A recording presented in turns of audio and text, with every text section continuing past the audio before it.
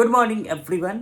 आज का क्लास बहुत ही इंटरेस्टिंग होने वाला है क्योंकि आज के क्लास में हम लोग ग्लिम्पसेस ऑफ इंडिया के 3 पार्ट में से एक पार्ट को डिस्कस करेंगे। 3 पार्ट में से जो पहला पार्ट है a baker from Goa. Goa जैसा कि नाम है ये काफ़ी फेमस है पावरोटी को लेकर के। पुराने पुर्तगाली समय में गोवा के मनुष्य पावरोटी खाते थे। अब ये पावरोटी अदृश्य हो गई है। मतलब जो पावरोटी को लाया गया था, जिन लोगों ने लाया था पावरोटी के, वो तो आज नहीं है, मगर उनको चलाने वाले लोग, उनके आने वाली जो पीढ़ियां हैं, वो आज भी उस पावरोटी को हमारे बीच में रखती है। यानी आज भी अगर गोवा हम घूमने जाते हैं तो हमको वो पावरोटी की दुकानें दिख जाएंगे, परंतु उनके बनाने वाले अब भी वहाँ हैं, भट्टियाँ अब भी वहाँ पर है। पारंपरिक डबल रोटी बनाने वालों की बांस द्वारा उत्पन्न आवाज़ अब भी सुनी जा सकती है। मतलब अभी वहाँ पर जो लोग हैं वो घर घर घूम करके बांस की आवाज़, बांस वाली डंडे को लेकर के चलते हैं और उससे आवाज़ें जो निकलती है, इससे ये पता चलता है कि पावरोटी वाला आ गया है और लोग अपने दरवाजे पर चले जाते हैं, उनको पावरोटी वाले पावरोटी दे देते हैं। परिवार का कोई एक सदस्य अभी यह व्यवसाय चलाता है। यानी जो पावरोटी वाले जो लोग थे, उनके फैमिली का कोई एक मेंबर जो है आज भी उस बिजनेस को आगे बढ़ा रहा है। उनके आने वाली पीढ़ियाँ जो है उस बिजनेस को आगे कर रही है।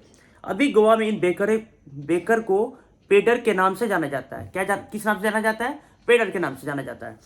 बेकर लेखक का मित्र था और मार्गदर्शक भी था। मतलब इस चैप्टर में हम लोग ये देखेंगे कि लेखक जो है उनका परम मित्र जो था वो एक बेकर ही भी था। वह दिन में 2 बार आया करता था। एक बार सुबह के समय जब वो बेचने जाया करता था और लौटते समय भी उनसे मिलते हुए जाता था। लेखक और दूसरों को उसके बांस की आवाज़ जगा दिया करती थी। लेखक या दूसरे लोग भी जो थे, जब भी वो बांस की आवाज़ निकालते रहते थे, उसको सुनकर के ये लोग उठ जाया करते थे। लेखक डबल रोटी रुपी बैंगल्स के लिए आप उसके पास दौरा करते थे। लेखक को जैसे ही वो बांस की आवाज़ सुनाई देती थी, लेखक जो है दौड़ करके जाते थे कि भाई आ गया पावरोटी वाला। पावरोटी उनका फेवरेट था, तभी तो उन्होंने इस चैप्टर को लिखा है। नौकरानियाँ पावरोटी खरीदा करती थी, उन्हें घर में अंदर ले जाया करती थी। बेकर अपने बांस के डंडे से झोंग झंग की आवाज़ के साथ आता था। एक हाथ उसके सिर पर रखी टोकरी को सहारा देता था, दूसरे जमीन पर बांस के फटकाता था।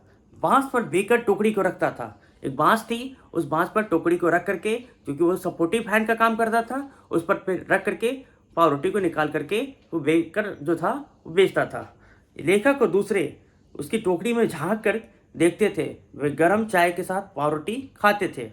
वे अपने दांतों को ब्रश नहीं करते थे, क्योंकि उनका मानना था कि टाइगर तो ब्रश नहीं करते हैं और वो इतना इंतजार नहीं कर सकते थे कि ब्रश करेंगे और पावरोटी को खाएंगे।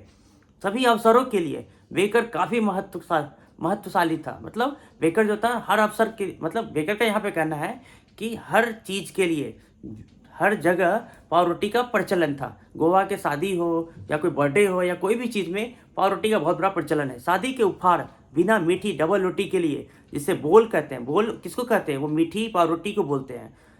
बेकार था, निरर्थक था। सैंडविच, केक और वॉलेंस डबल रोटी के साथ बनाए जाते थे।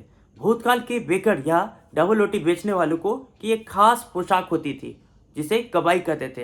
यानी बेकर लोग जिस ड्रेस को पहनते थे उसे कबाई के नाम से जाना जाता है। यह एक ही टुकड़े की लंबी फ्रॉक होती है। कबाई कैसा होता है? एक लंबा फ्रॉक की तरह होता है, एक ही जैसा होता है, कंबाइंड होता है।